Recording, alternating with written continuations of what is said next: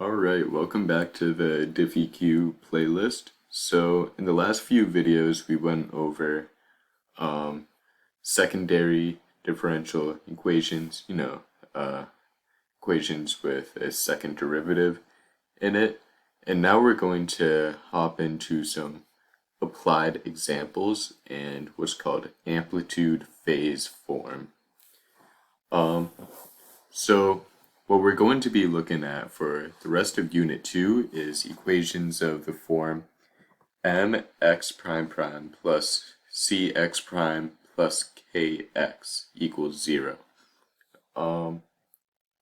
So x is a position function with respect to time, and this is all about springs, a mass on a spring, which appears pretty commonly. And these are all constants. K is the spring constant. If you have different springs, how are they different from each other? It can be simplified into just a different spring constant. C is a damping constant, so this spring, this mass on the spring is going to be oscillating back and forth, and the damping constant is like, say this is on a surface and it has friction. So over time it'll oscillate less and less and then come to a stop. And then m is just the mass. Like, how massive is the thing that's oscillating back and forth. So what we're going to find is a lot of the time when we factor this out, we're going to get complex roots. So just to remind you, that is of the form in terms of like the constant C1 and C2 and alpha and beta, where your root R is in the form of alpha plus or minus beta I. And well, what we can do actually is express this into a more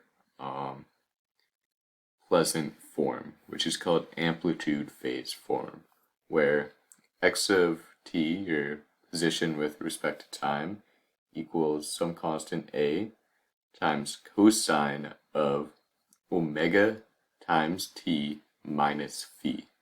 And omega is going to be the square root of k over m, and phi is going to be the inverse tangent of the ratio of the second constant with the first.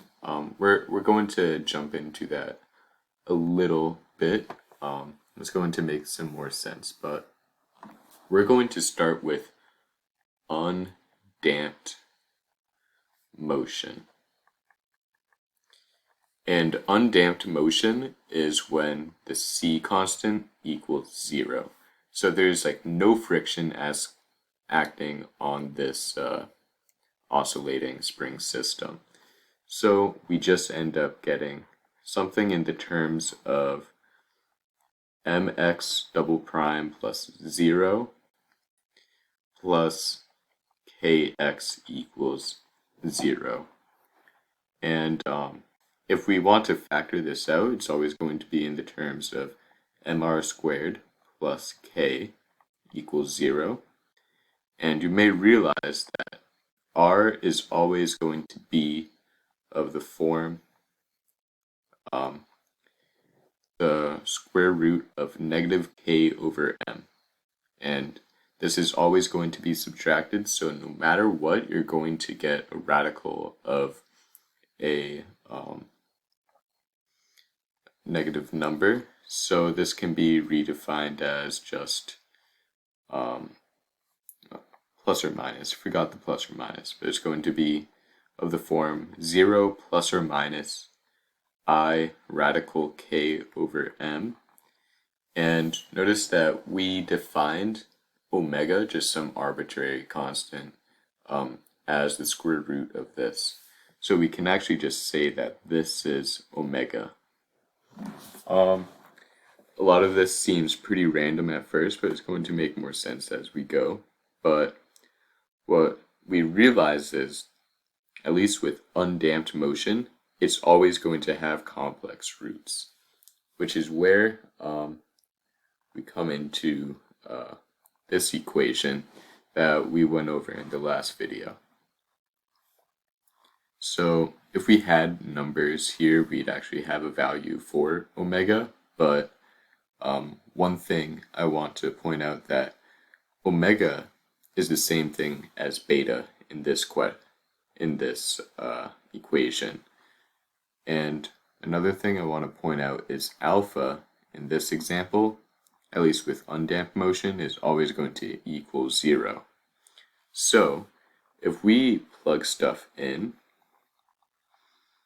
we end up getting e to the 0, which is just 1, times c1 cosine of beta is just omega, and that's just the square root of k over m.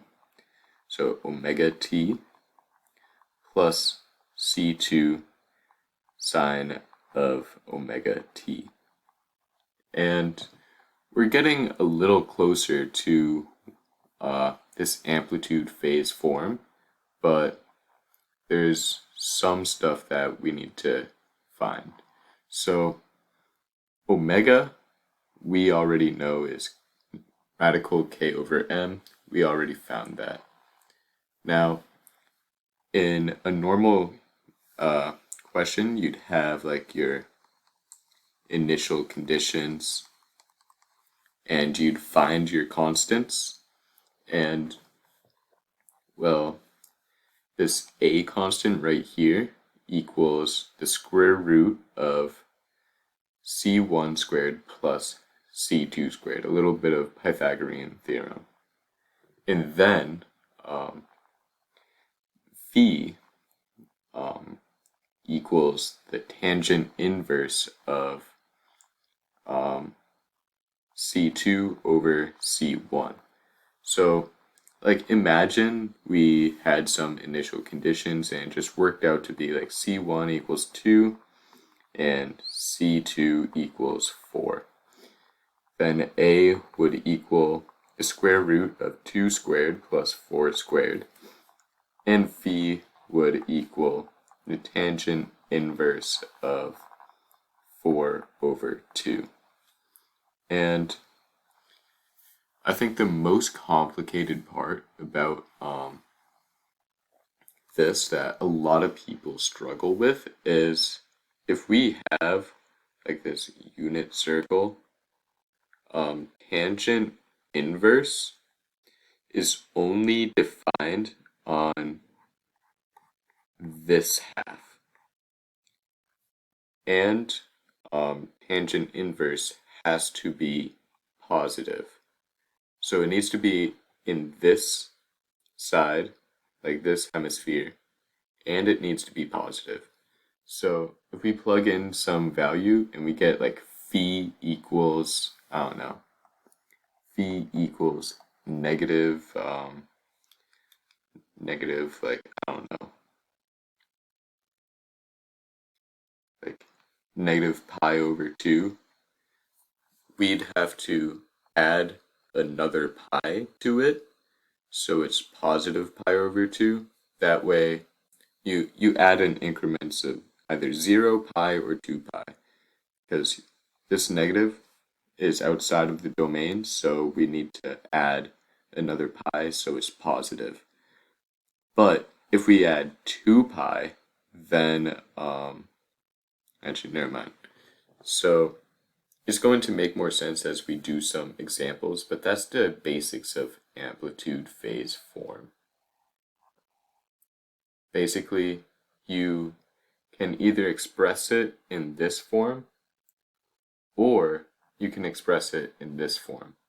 And what's great about this form is it's very easy to take derivatives of this, and it's just a lot more simple. It's a lot more pleasant to look at.